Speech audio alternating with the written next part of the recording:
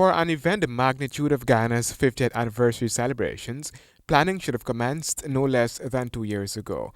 This is according to Minister within the Ministry of Education, Department of Culture, Youth and Sport, Nicolette Henry.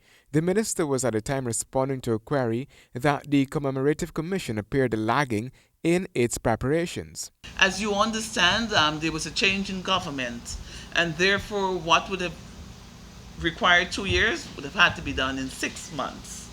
And so it's not only getting, coming in late and perhaps at the back end, but sometimes it is being thrown in at the deep end also. Planning a Jubilee of Independence anniversary in less than a year will take a lot of work and support, in addition to a lot of critical criticism, to ensure that events are run off in a manner commensurate with the occasion. Because actually you're working at an accelerated pace.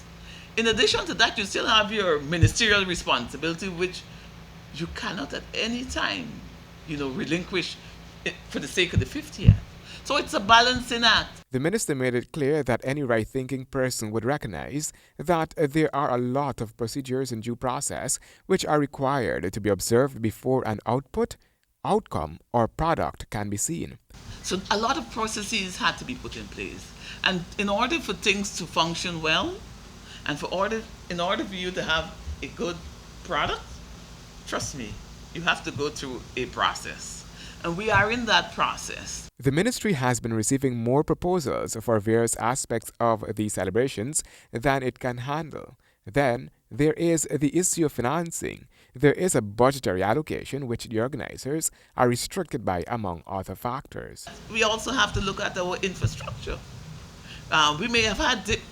You may have seen in other settings, people are able to have this, and this, based on their infrastructure, based on their own settings.